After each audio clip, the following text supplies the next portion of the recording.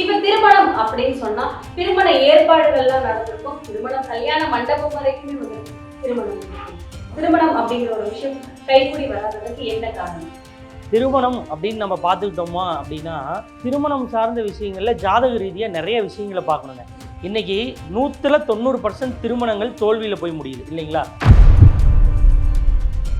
நீங்க எந்த குடும்பமாக இருந்தாலும் சரி, எந்த ஒரு ஜாதியில இருந்தாலும் சரி, உங்களுக்குன்னு திருமணத்திற்குன்னு எல்லாருக்கும் ஒரே மாதிரி தான் நாள் குறிப்பாங்க ஜோதிடர்கள். அப்ப இன்னைக்கு திருமணம் வந்து ஜோதிடர்களுக்கு சொல்ற மாதிரி நடக்குதா? சண்டே லீவா இருந்தா எல்லாரும் வருவாங்க அப்படிங்கிறதுக்காக நீங்களே ஒரு நாளை ஃபிக்ஸ் பண்ணி எடுத்துட்டு போய் ஜோதிடர்கிட்ட இது நல்லா இருக்கான்னு கேக்குறீங்க. 10ல 5 சரியா இருந்தா கூட போதும் அப்படின்னு சொல்லுவாங்க. இல்ல 10ல 3 சரியா இருக்கு போதும் அப்படின்னு சொல்லுவாங்க. அந்த மாதிரி பாக்குறதெல்லாம் சரியா? தாராளமா கரெக்டுங்க. அதாவது 10 பொருத்தம் பார்த்து கல்யாணம் பண்ணி டிவோர்ஸ் ஆனவங்களும் இருக்காங்க. பொருத்தமே இல்லாமல் கல்யாணம் பண்ணி கிட்டத்தட்ட 40 வருஷம் திருமண வாழ்க்கையை வந்து கடந்து போயிட்டு இருக்கக்கூடிய தம்பதிகளும் இருக்காங்க.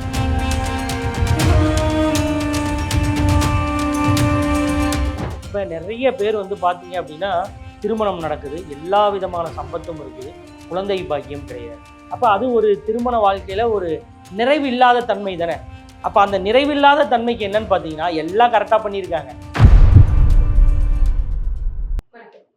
வணக்கம். தொடர்ந்து நிறைய விஷயங்கள் மக்களுக்கு எடுத்து சொல்லிருக்கோம். அதுல ரொம்ப முக்கியமான விஷயம், இந்த விஷயம் வந்துட்டு எல்லாரும் நிறைய ஜோதிடர்கள்கிட்ட போய் கேட்கிறாங்க, சரியான தீர்வு கிடைக்கவே இல்லை.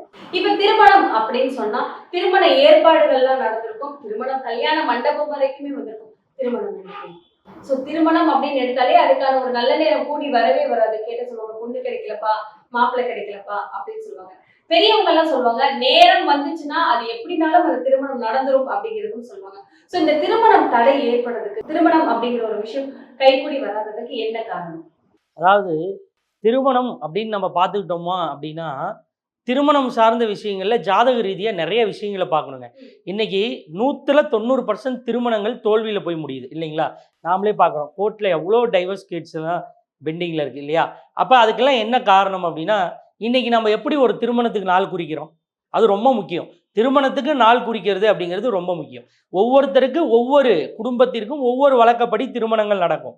ஆனால் நீங்கள் எந்த குடும்பமாக இருந்தாலும் சரி, எந்த ஒரு ஜாதியில் இருந்தாலும் சரி, உங்களுக்குன்னு திருமணத்திற்குன்னு எல்லாருக்கும் ஒரே மாதிரி தான் நாள் குறிப்பாங்க ஜோதிடர்கள். அப்போ இன்னைக்கு திருமணம் வந்து ஜோதிடர்களுக்கு சொல்கிற மாதிரி நடக்குதா? கிடையாது. காரணம் என்ன? சண்டே லீவாக இருந்தால் எல்லாரும் வருவாங்க.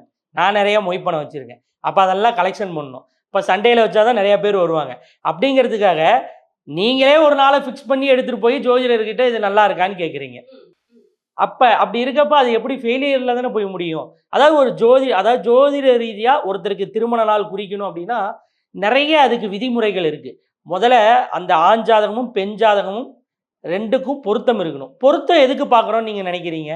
ஒரு 10 வகையான பொருத்தம், 12 வகையான பொருத்தம், 20 வகையான பொருத்தம், இப்படி நிறைய பொருத்தங்கள் இருக்குது. இப்போ கரண்ட்டில் போயிட்டு இருக்கிறது 12 வகையான பொருத்தங்கள். எதுக்கு அந்த 12 வகையான பொருத்தத்தை பார்க்குறோம்? இந்த 12 சேர்ந்து ஒரே பொருத்தத்தை தான் சொல்ல போகுது. என்ன தெரியுங்களா?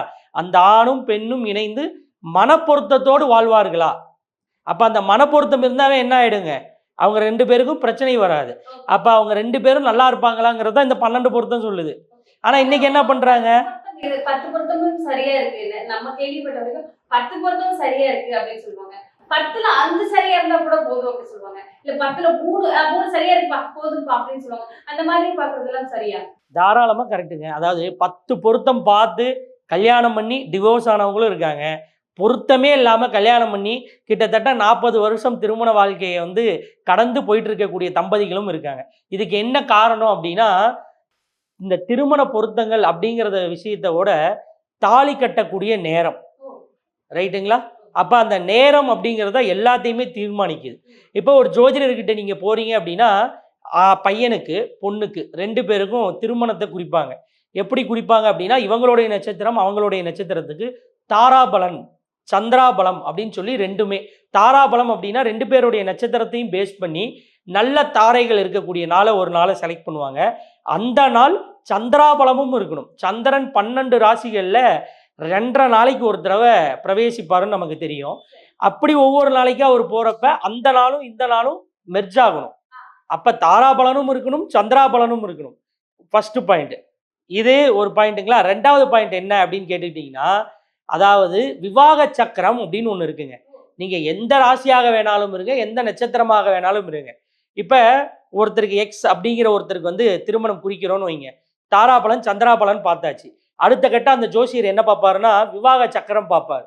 இது பெரும்பாலும் இது வரைக்கும் யாரும் எந்த சேனல்லையும் சொன்னதில்ல. நான் இப்போ உங்களுக்கு சொல்றேன். அதாவது விவாக சக்கரம் அப்படிங்கிறது என்னன்னா, அந்த ஜோதிடர் 2 பேருக்கும் நட்சத்திரம் பார்த்து இப்ப 12ஆம் தேதி 11வது மாசம் 2025 திருமணம் அப்படின்னு குறிக்கிறார். அப்ப அன்னைக்கு சூரியன் எந்த நட்சத்திரத்துல இருக்காரு அப்படிங்கிற டீட்டெயில் எடுக்கணும். அவர் குறிச்ச வாட்டி. அடுத்து சந்திரன் எந்த நட்சத்திரத்துல இருக்காரு அப்படிங்கிற ஒரு டீட்டெயில் எடுக்கணும். 2 டீட்டெயிலையும் எடுத்த வாட்டி ஒரு சதுர கட்டம் போடுவாங்க. அந்த கட்டத்துல 9 பகுதியா பிரிச்சு நடுப்பகுதியில இருந்து கிழக்கு, மேற்கு, தெற்கு, வடக்குன்னு அப்படியே அந்த சூரியன் எந்த நட்சத்திரத்துல இருக்காரோ அதை நடுப்பகுதியில போட்டு, சந்திரன் நிற்கக்கூடிய நட்சத்திரம் வரைக்கும் அதை கிழக்கு பகுதியில இருந்து அப்படியே குறிச்சிட்டு வருவாங்க. அப்படி குறிக்கும் பொழுது சந்திரன் எந்த பகுதியில நிற்கிறாரோ அந்த பகுதியில இருக்கக்கூடிய பலன் தான் அவங்களுக்கு நடக்கும். அதாவது அப்படி குறிக்கிறப்ப சூரியன் அந்த திருமண நாள் அன்னைக்கு என்ன நட்சத்திரத்துல இருக்காரு, சந்திரன் என்ன நட்சத்திரத்துல இருக்காரு அப்படிங்கிற விஷயத்தை எடுத்துட்டு, சந்திரன் எந்த நட்சத்திரத்துல இருக்காரோ அது எந்த திசையை குறிக்குதோ அந்த திசை. இப்ப கிழக்கு திசை அப்படிங்கிறது நன்மை அப்படின்னு நாங்க சொல்றோம். அப்ப அடுத்து அதான் நன்மை மீன்ஸ் அந்த சக்கரத்துக்கு, விவாக சக்கரத்துக்கு. அப்ப அந்த 9 திசைகளை நடுப்பகுதியும் சேர்த்து 9 இடங்கள்ல 9 விதமான பலன்களை நம்ம குறிக்கிறோம். அப்ப ஒரு சில திசைகள்ல பண்றப்ப அது வந்து ஃபெயிலியரை கொடுக்குது. இப்ப தென்கிழக்கு அப்படிங்கிறது அது சிறப்பா இருக்காது அப்படின்னு நாங்க சொல்றோம் அப்படின்னா, அது கரெக்டா அந்த நாள்ல தான் அவங்க வந்து அந்த டேட்டை குறிச்சிருப்பாங்க. அதாவது என்ன சொல்லுவாங்கன்னா, எங்களுக்கு வந்து அன்னைக்கு வந்து மண்டபம் கிடைக்கல, பையனுக்கு லீவு இல்ல, பொண்ணுக்கு லீவு இல்ல, சொந்தக்காரங்க வர முடியாது அப்படின்னு சொல்றப்ப அவங்க என்ன பண்ண முடியும்? ஒண்ணும் பண்ண முடியாது. இப்ப சந்திராபலன், தாராபலனை பார்த்து கல்யாணம் பண்றாங்க. அவ்வளவுதான். விவாக சக்கரத்தை பெருசா யாரும் பார்க்கறது இல்ல. ஆனா அந்த விவாக சக்கரத்தையும் பார்த்து கல்யாணம் பண்றப்ப அவங்க வந்து சக்சஸ் ஆகுறாங்க. அப்போ ஒரு சில லவ் மேரேஜ் பார்த்தீங்கன்னு வைங்களேன், 4 நட்சத்திரமே பார்த்துருக்க மாட்டாங்க. ராகு காலத்துல கல்யாணம் பண்ணியிருப்பாங்க. அவங்க சூப்பரா வாழ்வாங்க. ராகு காலம் அப்படின்னா என்ன? ஒரு குறிப்பிட்ட டைம் சொல்றோம்ல, அது ஒவ்வொரு நாளைக்கும் சூரிய உதயத்தை பேஸ் பண்ணி மாறும்.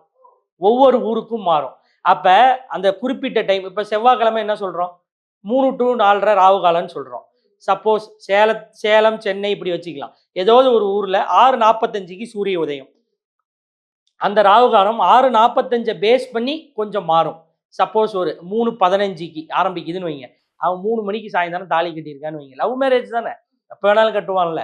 அப்ப 3 மணிக்கு தாலி கட்டிடுறான். அப்ப அது ராகு காலமா? கிடையாது தானே. அவன் சூப்பரா வாழ்வான்.